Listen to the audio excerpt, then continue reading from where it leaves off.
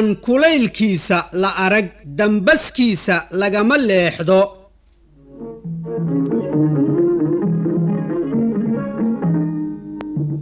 haddii aan isweydiino maxaa dadku uga durka la dersidda dugaagga haddii uu soo doontana isaga daafaca wax kale maahe dhibaatada uu u geysan hayuu hubsaday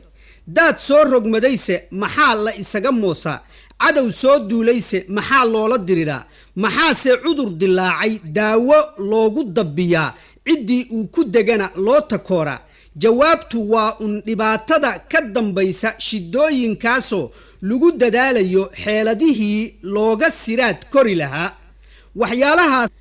oo aynu ku soo qaadnay hordhaca murtidana maantana waxaa dabuubanaysa mahmaahdan fasiraadeedu tahay dabku inuu oogada daaro waxaa loo diidaa waxyeeladiisa la og yahayoo hadde waaba dab dadkuna waa yaqaan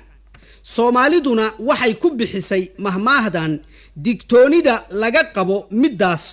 oo dabeecada dadka ku dureersatay haddii la arko dambas meel yaal inaan lala dul marin addin aan sidan wax gubashada daafaca si aanay ugu dagmin dhuxul dambas huwan murtida dulucdeeduna intaas kama durursana oo waa in la sii odoroso xeeladii ay khatalaadi ka dambayso waana meeshii uu ka lahaa gabyaagii Soomaaliyeede dabinkaboodka ahaa Faarax Nuur booraan afkii laga qafilay qabarna hooseeyo doqon baa halkii lagu qatali qoorta soo dhigane maanaa midiyo lay qarshaa laygu qali doono dab aan kulaylkiisa la arag dambaskiisa lagama leexdo qof walbow aqoontaa hadalowse quluudaay murtidaani xaqiiqadii waxay u aqrinaysaa cashar qaayale intii ay ku nooshahay dhimbiil qiiro wadaninimo ahi oo balqabso haddii kii xilka qaranka qoorta loo suraa inta uu ka baqo ciqaabta ilaahay iyo uqubo uu ka galo bulshada uu qaybiyaha u yahay uu xaqa u sooro qofkii xaqdarro wax ku qaata ama dhagar qusuriya haddii kale bareer cid u qoomana aanu u qalbi dabcine qaynuunka la tiigsado haddiise kii qaali laga yeelay ama se nabadgelyada bulshada loo qoray ay madadaas un qabsadaan waa hal qeexan inaan lagu dhiiranayn qararinta qiimaha qarannimada qof walbana uu abbaartiisa aqoonsanayo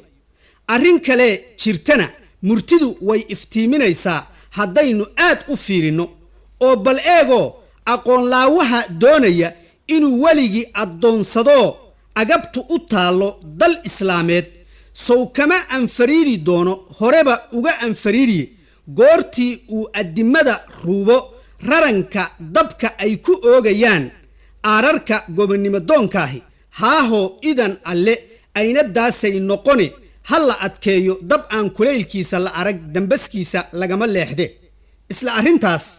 aynu mahmaahada ku sii gorfayne askarta garaad habowsane gumaystuhu mar walbo ay guri joogtiyo xoolaha waxyeello u geystaan